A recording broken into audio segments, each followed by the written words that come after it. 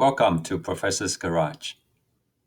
Scotty Kilmer is awesome, and I have learned tremendously from his YouTube videos. He is a real blessing to the car care community. But we have different experiences, and occasionally I have to disagree with him. Here is something he recommended on aftermarket parts. Listen. Carolina says, should I get an OEM serpentine belt or Gates? I'm replacing a belt in 2011 Taco 105,000 miles. Thanks. But the Gates are fine. I got Gates on mine. I never had any of them break, you know? Gates has been building belts for a long time.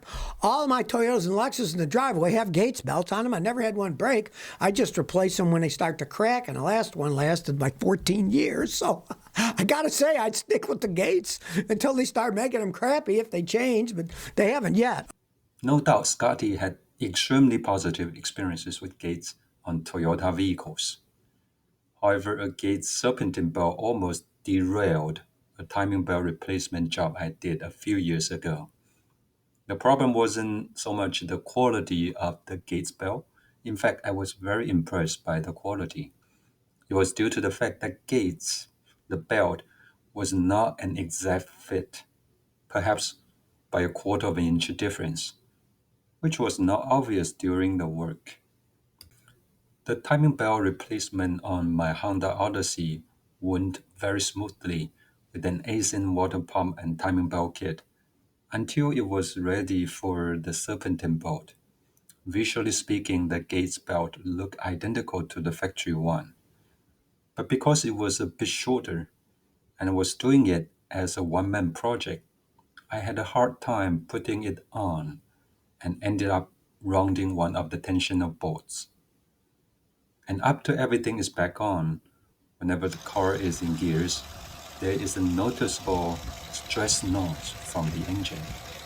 It took me a while to figure out that the serpentine belt was the culprit. And once I replaced it with an original part from Honda, the noise completely went away. The takeaway here is that original parts from Toyota or Honda are designed and manufactured to fit. Whenever something does not exactly fit, even in great quality, it can give you lots of trouble and even ruin your project.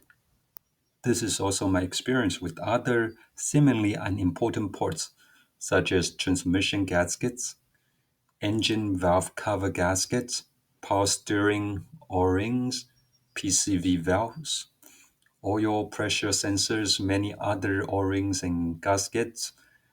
Aftermarket parts do not always fit, and there are often reasons for oil leaks, if not worse.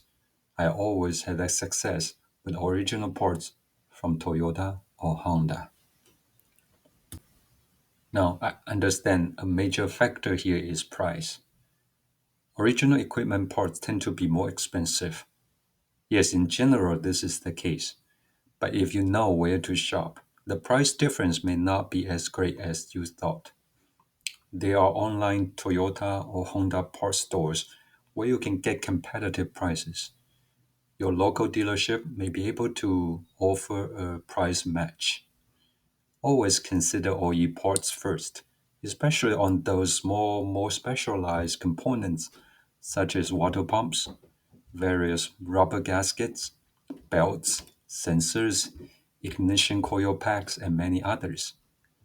Also consider brand products for special fluids such as transmission fluid, gear oil, and so on. All these have been tested and are part of the reason your vehicle has been reliable. For other more general parts and supplies such as engine oil, alternators, brake rotors and pads, struts, and even power steering pumps, aftermarket parts can be as good as original equipment. Always research on the quality of manufacturers and get parts from trusted brands. If you shop online for aftermarket parts, Rock Auto is my personal favorite. Their website may look out of date, but the products they offer are solid. I have had positive experiences with parts from Rock Auto.